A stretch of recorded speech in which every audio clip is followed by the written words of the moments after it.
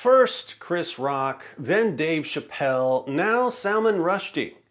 Apparently, if you've ever hurt anyone's feelings over anything, 2022 is not a good year to step on stage.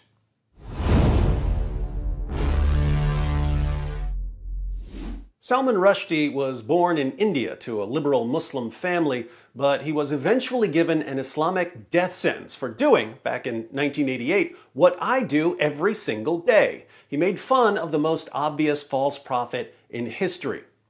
Muslim leaders declared that Rushdie's book, The Satanic Verses, was blasphemous against Islam, and in 1989, the Ayatollah Khomeini issued a fatwa calling for his assassination. 33 years later, a misunderstander of Islam named Hadi Matar charged a stage in New York where Rushdie was about to start speaking and stabbed the 75-year-old author numerous times. Rushdie was airlifted to a hospital for emergency surgery. Muslims on Twitter were quick to condemn the attack and defend freedom of speech. The entire Muslim Ummah is standing with this Ghazi. Ghazi is a jihadi. Attacker is our hero. Salute.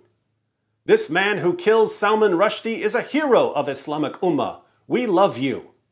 If you insult our religion or our prophet, peace be upon him, you will be killed like a dog. But alas, the dog is better than you. If anyone else insults the glory of my prophet Muhammad like Salman Rushdie, then he too will be beheaded. When the international authorities failed to stop the Islamophobia and hate speech towards Prophet Muhammad, then the people have no other option except to take action by themselves. The Ghazi who attacked on cursed Salman Rushdie. If world want peace, respect our Prophet Muhammad, peace be upon him. Otherwise, believe me, we are not going to give you any respect, and of course, any kind of goodness too. And yeah, I don't even care about that Salman Rushdie. We can attack such people many times. Believe me, we will. The young lion who sent the cursed Salman Rushdie to hell, even the life is sacrificed for the sanctity of the Prophet. Who put together this list of tweets? You did? Well, don't let me forget to edit this part out. I'm not trying to get stabbed by all these morons celebrating on Twitter and Facebook. Ironically, Salman Rushdie was on stage for a discussion about the United States as a safe haven for exiled writers and other artists who are under the threat of persecution. So he was going to talk about the United States as a safe haven for persecuted writers. But his talk was cut short by a misunderstander of Islam stabbing him in the neck in the United States, a safe haven for persecuted writers. If writers aren't safe in the United States of America, where will they be safe? Elon Musk, if you're watching this, I know some writers and comedians who want a one-way ticket to Mars. It's the only place they can feel safe. So, why did Salman Rushdie's book upset so many Muslims? Several reasons. Again, Rushdie comes from a liberal Muslim family, so he's always had an apostate vibe. After the Ayatollah issued a fatwa against him, Rushdie even claimed that he had returned to Islam. But he's an atheist, so he has a double apostate vibe. Then, of course, there's the blasphemous nature of his book, The Satanic Verses. The book contains a not very flattering dream sequence about Muhammad. It suggests that one of Muhammad's companions made changes to the Quran.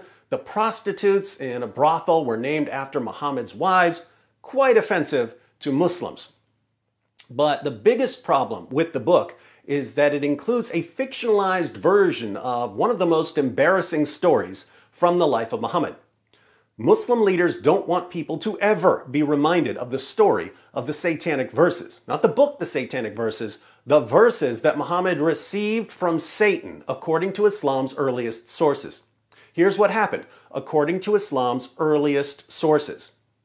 When Muhammad was preaching in Mecca, he didn't win very many converts, but he wanted his tribe to accept Islam, and he was hoping to receive a revelation that would help them. Then one day, he got the revelation he was looking for. It said, Have you not heard of Alat and Al-Usa and Manat, the third, the other? These are the exalted cranes whose intercession is to be hoped for. This is what Surah 53 originally said. It said that in addition to Allah, there are three goddesses that Muslims can pray to: Alat, Al-Usa, and Manat. Alat, Al-Usa, and Manat were some sort of pagan bird goddesses who could intercede for Muslims by carrying prayers to Allah. Muhammad delivered these verses to his followers. He bowed down in honor of them, and his followers bowed down with him. But a little later, Muhammad came back and said that these verses, which he had delivered as part of the Quran, weren't really from God, they were from Satan. And he replaced them with the words we find in the Quran today. So, when you read Surah 53 of the Quran, keep in mind that it originally promoted polytheism, and that Muhammad couldn't tell the difference between a revelation from God and a revelation from Satan. This was massively embarrassing to the early Muslim community. Eventually, Muslims started pretending that it never happened and even editing their sources to cover up the story. And then Salman Rushdie wrote a book reminding everyone about it. That's the main reason the book is so offensive to Muslims. But it's not the main reason for the death sentence against Salman Rushdie. The main reason for the fatwa calling for Rushdie's assassination is that Muslim leaders are convinced that terror is the way to protect their prophet from criticism. They think that when they start killing people who make fun of their prophet, it will send a clear message to politicians and journalists and educators and entertainers. They think that politicians and journalists and educators and entertainers are cowards who, when threatened with violence, will back down. They think that violence is a way to control speech. Why do they think that? Because it works with politicians and journalists and educators and entertainers. What do they always say after these attacks? While this attack is certainly a tragedy, the bigger tragedy is thinking that it has anything to do with Islam. So let's never forget that Islam is a religion of peace, tolerance, and candy-coated raindrops. And now let's get a spokesman for the Council on American Islamic Relations to give everyone a presentation on how to convert to Islam. Our leaders are people who will literally let gangs of grown men groom, drug, rape, gang rape, and pimp thousands of young girls for years just to avoid being called Islamophobes. What do you think they'll do to avoid being slaughtered in the name of Allah? Terror works with a lot of people, but it doesn't work with everyone. It doesn't work with me, and I hope it doesn't work with you. If there are enough spines left in the world, we can stop this violence. And it's simple.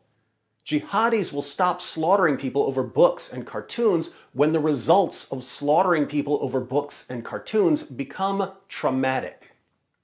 The results become traumatic when, instead of violence silencing critics, violence instead leads to an avalanche, a tsunami of insults and mockery against that illiterate 7th century Arabian caravan robber our leaders are so scared to offend.